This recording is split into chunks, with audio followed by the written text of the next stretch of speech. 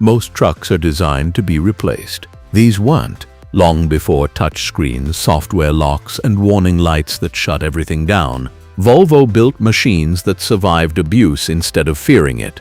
Trucks that crossed millions of kilometers, outlived their drivers, and kept working when newer models failed for no clear reason. Today, while modern trucks sit idle waiting for diagnostics, these 10 Volvos are still earning their keep.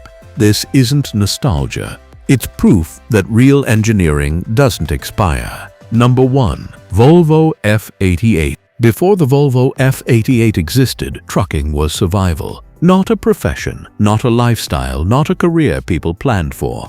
It was endurance. Long hours, brutal vibration, engines that screamed under load, and breakdowns that drivers accepted as inevitable. Trucks weren't expected to last long. They were tools, meant to be used up and thrown away. The F88 quietly destroyed that mindset.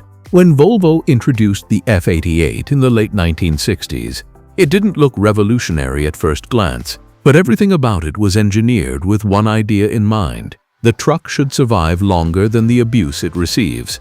And more importantly, the driver should survive the job. The cab-over-engine design wasn't just about saving space. It gave drivers better visibility, easier maneuvering on narrow European roads, and most critically, unmatched access to the engine. Maintenance wasn't an afterthought. It was part of the design philosophy. You could tilt the cab, access everything, and fix problems before they became disasters. Under that cab sat an engine that didn't chase extreme horsepower numbers. Instead, it focused on torque delivery that stayed consistent hour after hour. The turbocharged diesel didn't panic under load. It didn't overheat easily. It didn't punish drivers for pulling heavy freight across mountains. And that's where the F88 earned its reputation. It became the truck that finished the job when others didn't. Drivers noticed it could run longer shifts without fatigue. Fleet owners noticed fewer breakdowns. Mechanics noticed something even more important. Parts wore evenly.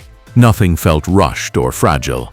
That's why today, decades later, the F88 still exists in working condition across rural Europe, Africa, and parts of Asia. Not as showpieces, not as restored collectibles, but as active machines hauling grain, timber, and construction materials. The F88 matters today because it proved a dangerous truth for modern manufacturing. If you build something correctly the first time, you lose repeat customers, but you gain loyalty that lasts generations.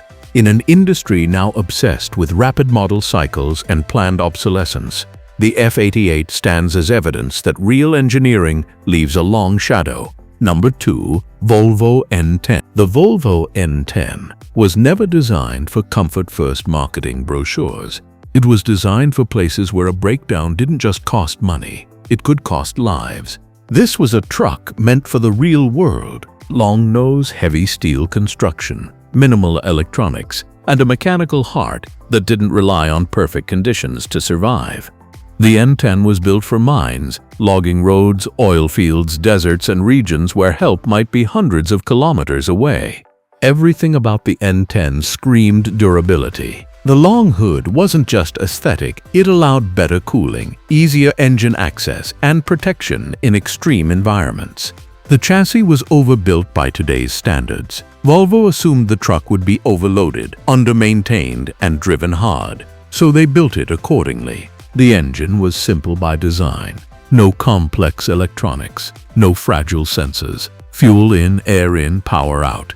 That simplicity is exactly why so many N10s are still alive today. In regions where modern trucks fail because of dust, heat, poor fuel quality, or electrical issues, the N10 just keeps working. Owners rebuild them instead of replacing them.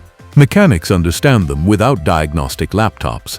Drivers trust them without hesitation, and that trust matters. Because the N10 represents something modern trucks often lack: predictability.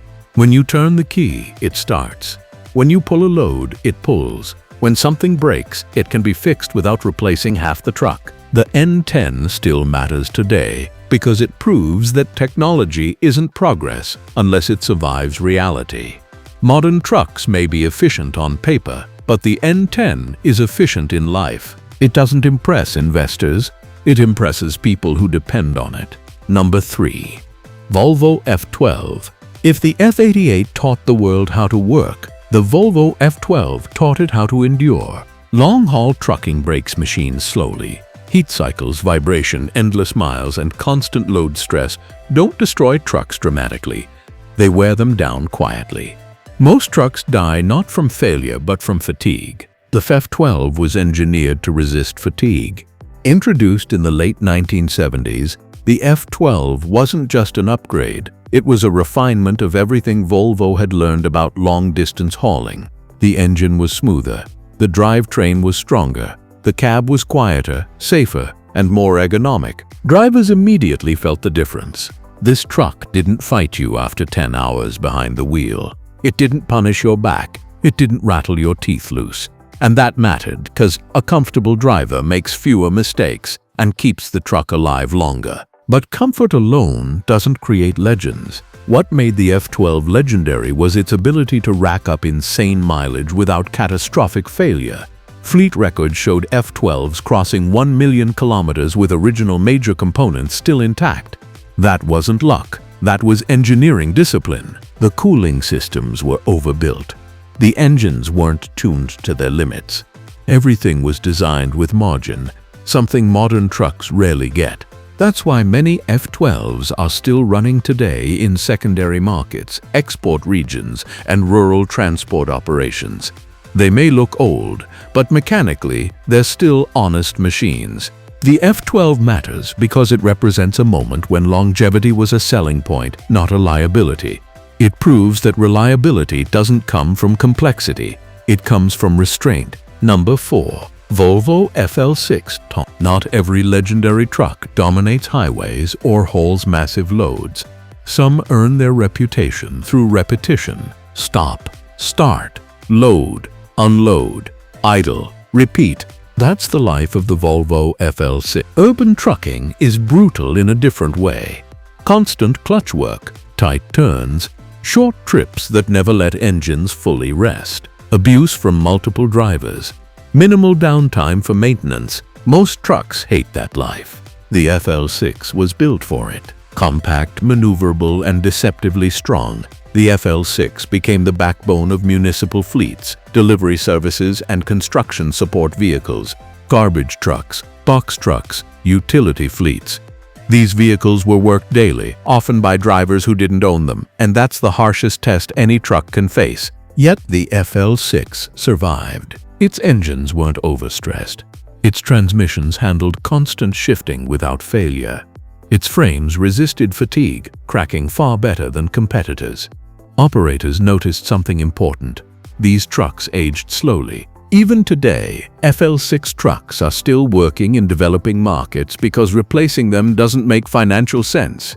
They're already paid for, already understood, already dependable. And that's the ultimate compliment. The FL6 matters because it proves that greatness doesn't require dominance. It requires reliability under neglect. It shows that the best trucks aren't always the loudest or the biggest. Sometimes they're the ones still working quietly when everything else has been replaced twice. Number 5. Volvo FH12. There's a specific moment in trucking history when everything almost lined up perfectly. Power, comfort, safety, reliability, and restraint. That moment was the early Volvo FH12. This truck didn't try to shock the industry. It didn't arrive screaming about revolution. Instead, it arrived confident, refined, and quietly superior. The FH12 was built when Volvo still believed a truck should outlast its financing period by decades.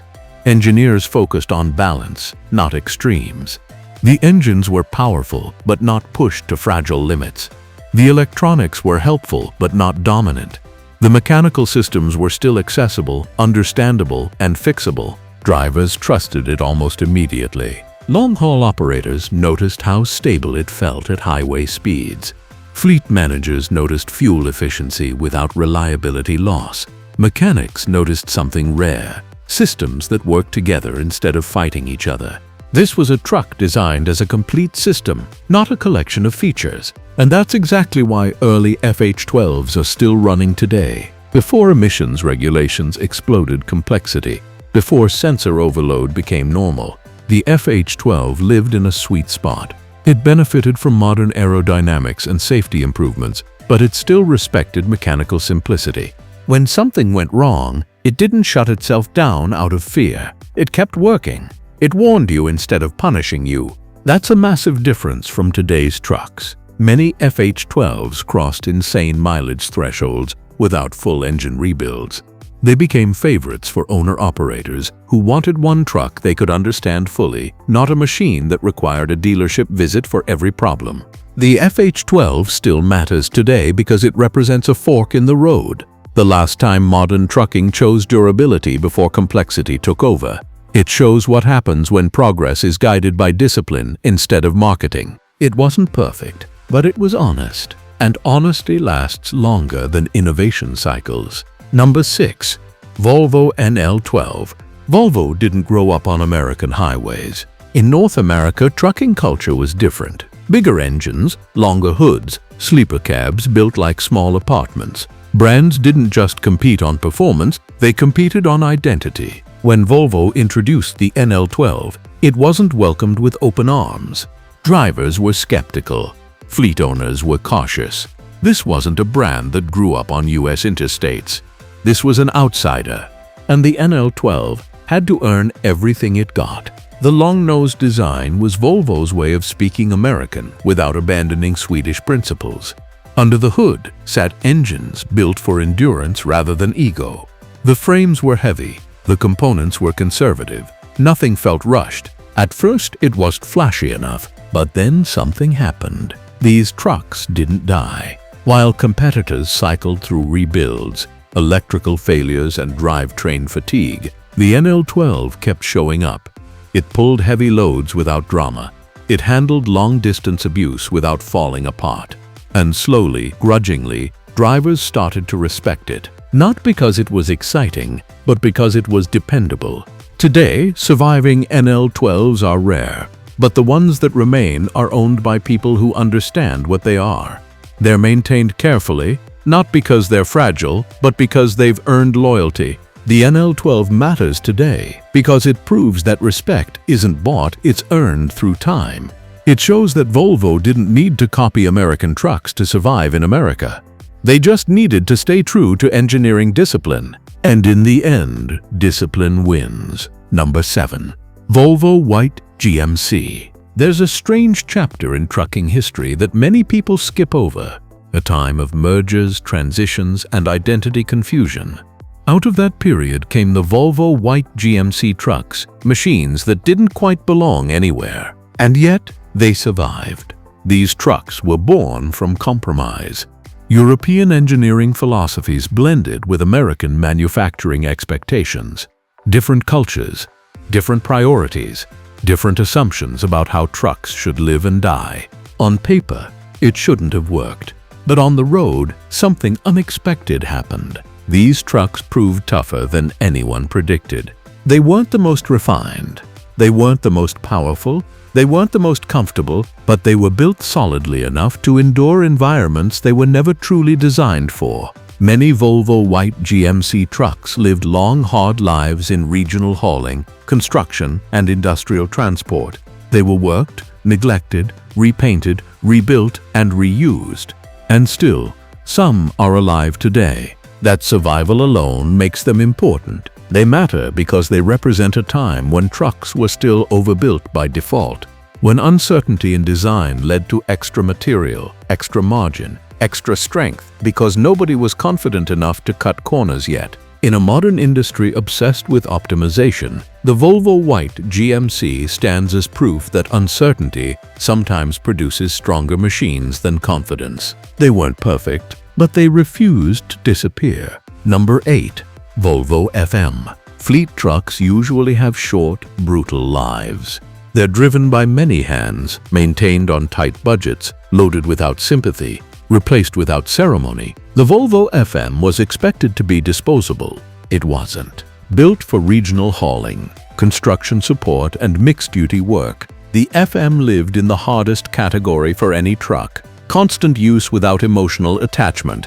These trucks were spreadsheets, not companions, and yet they lasted. The FM's strength came from intelligent engineering choices, engines that weren't overstressed, frames that resisted fatigue, transmissions tuned for real-world use instead of ideal conditions. Fleet managers noticed something uncomfortable.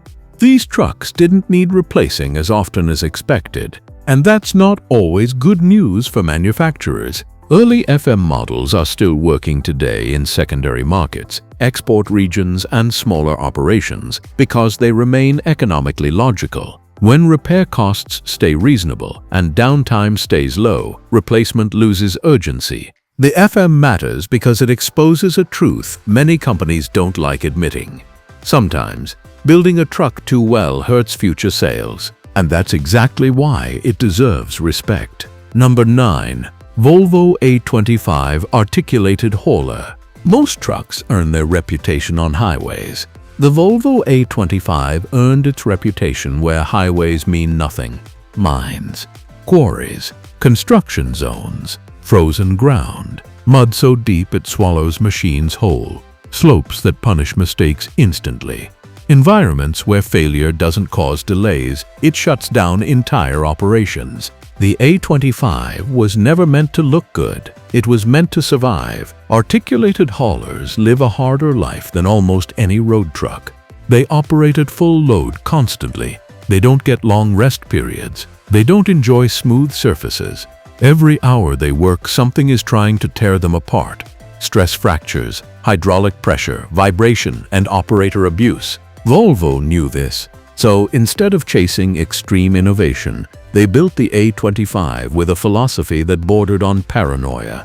Overbuilt frames, reinforced articulation joints, drivetrains that could handle continuous punishment without overheating or tearing themselves apart, and most importantly, predictable behavior. Operators trusted these machines because they responded consistently. They didn't surprise you. They didn't suddenly fail without warning. They wore down slowly, visibly, honestly. That matters off-road, because in remote environments, a machine that gives warning is infinitely more valuable than one that claims perfection until it collapses. Decades later, many Volvo A25s are still working, not because they're cheap to replace, but because replacing them often doesn't make sense. They're rebuilt, reconditioned, and sent back into service again and again. That's not nostalgia. That's economic reality. The A25 matters today because it represents engineering without shortcuts. It proves that when failure carries massive consequences, durability stops being a marketing word and becomes a moral obligation. Modern machines promise efficiency. The A25 promises survival. And in the real world, survival always comes first. Number 10. Volvo F-16. The Volvo F-16 didn't ask for attention, it demanded respect. When it arrived, the industry focused on one number: power. At the time, the F-16 was among the most powerful production trucks in the world.